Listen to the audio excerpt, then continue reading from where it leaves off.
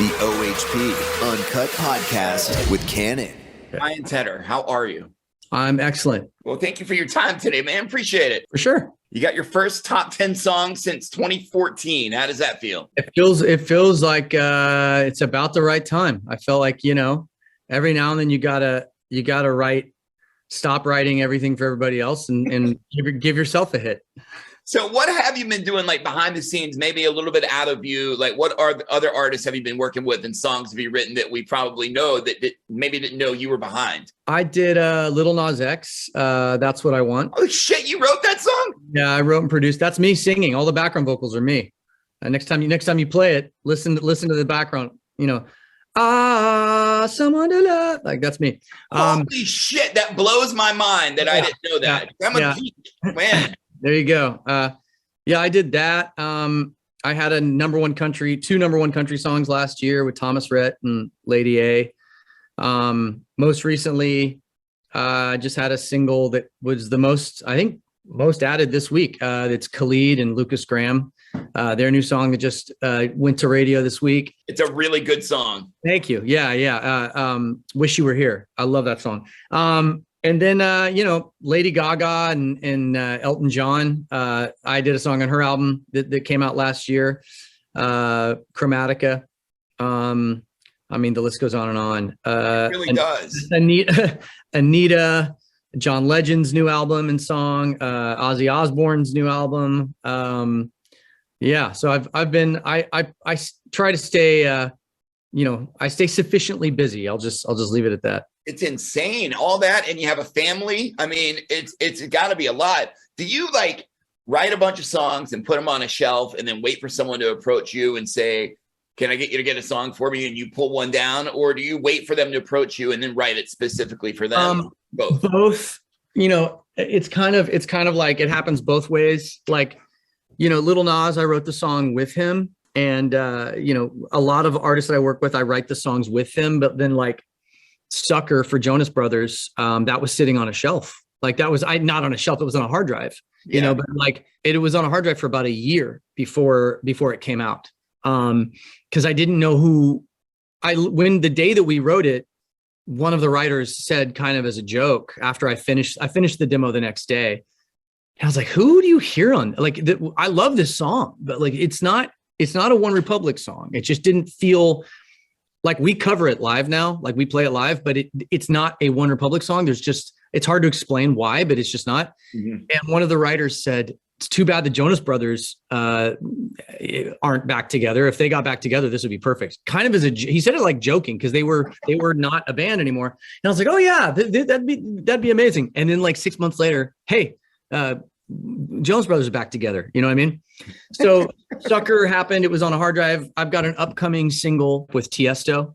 And this song was sitting on a hard drive for the last 2.5 years. And I wrote it with Amy Allen, who wrote Adore You for Harry Styles and wrote Matilda and Halsey.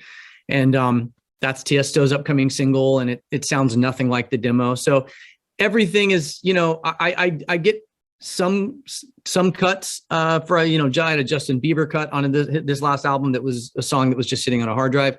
But then a lot of the time it's me. I'd say probably 75% of the time it's me in the room with the artist working through it.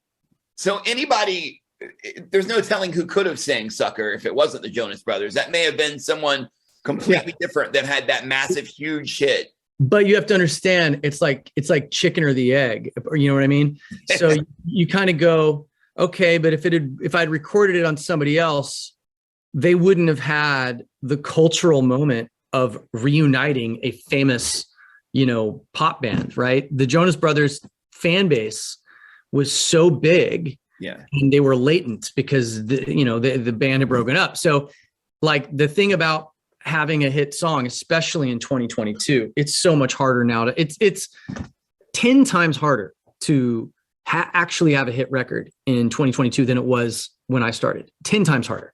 And why is that? Because every human being that alive is focused on something, on one of 10 devices, 4 social apps. Everybody's attention is completely been ripped to shreds. Back when I started, if in America, if you performed, if the song was a hit, right? So the underlying understanding is that the song is a hit. If the song was a hit and you performed on the Today Show, the Tonight Show, you did, X amount of press and promo, all the right TV things. If you're really lucky, SNL. If you did it on Saturday Night Live, it's a number one record. If you played a hit song on SNL, because such a large amount of people were focused from age 12 to age 60 were watching The Voice. 24 million people a night used to watch The Voice. 24 million. So if I performed, when we did Counting Stars on The Voice America, we did Australia and America within 24 hours. We played it on Australia. By the time we got to the airport, we got a phone call. You're number one in Australia. By the time we got to the airport, that's 3 hours. 3 hours later, the song went number one. We fly to America. We do Counting Stars on The Voice America. 3 hours after we did it, number one iTunes. There was no Spotify existed, but it wasn't really a thing. Right. I think it's 2014, right? And because 20 million people watched the episode of The Voice that we were on, that's what I'm talking about. That's why you can't, having hits right now is next to impossible because everything is so fragmented and everything is so fragmented. Dude, you need to have, your song needs to, I Ain't Worried's in the biggest movie of all time. So there's yes, the song is catchy, but like, it's not lost on me that a big part of it is we're in a 3.5 minute scene in the middle of the biggest movie of all time. So that obviously was a driver. The whole world went, oh, this exists. And the hardest part now is just letting the world know that you exist. It's not even writing. Writing the song is easier, way easier than letting people know it exists. And because you need to have your song needs to be in a video game that then goes viral on TikTok, that then feeds to Instagram, that then impacts radio. All of those things have to work in unison for you to have a hit. Whereas again, 2014, 15, 16, all I got to do is play on The Voice. I go on The Voice and do the Today Show. I've hit the moms at home and I've hit I've hit all the dads and the kids at night. You do those two things, man, you got yourself a hit.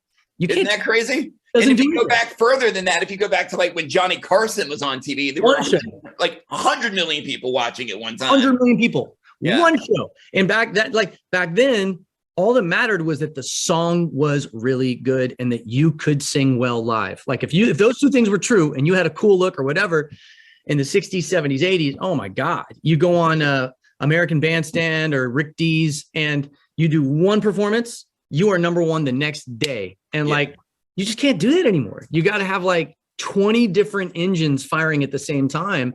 And so that's what I mean when I say it's 10 times harder now to actually have a hit. It's easier to write the hit than to have it. So how did you cut through the clutter then with I Ain't Worried? The movie did a big part of the driving for us. The movie obviously drove it. But then what happened is, coupled with that, it was a perfect storm. This guy on TikTok basically put me on. He kind of trolled me and it ended up going viral. And then my TikTok account went from 3,000 to 1 million like that. What was he trolling you about? He was trolling me in a positive way. He was saying, hey, I just stumbled across this guy's discography. Does anyone know that the dude from OneRepublic wrote all these other songs? And he then made a video about it and people were losing their minds. And it went viral. And that happened the same week the movie came out. So then I roped in the song, I Ain't Worried. And I'm playing that in the background and he's playing it. So we're pumping it on TikTok.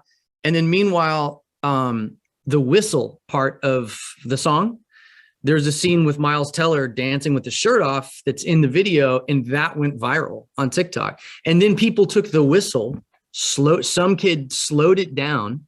And so if you're on TikTok 100 million times a day now, you're going to see people's videos with the whistle from my song slowed down underneath it. So you hear this, hoo, hoo, hoo, hoo, hoo, hoo. Kevin Hart posted it 2 weeks ago. Tom Brady posted it last week. And it's all of those things. So I wish I could take credit for any of it. The only thing I did was write the song and shoot a video. But the rest of it probably started with the whistle. Was that the granular thing? The song started with the whistle. It started with the whistle. Yeah. That was the first thing that came to my mind. That's me whistling. And then the rest came very quickly thereafter, but it started with the whistle. Ryan, thank you for your time. Thank you for your art. Thank you for your energy. We really appreciate you as always, man. Let's play the song right now. Congratulations. Thank you, man. The OHP Uncut Podcast with Kannon.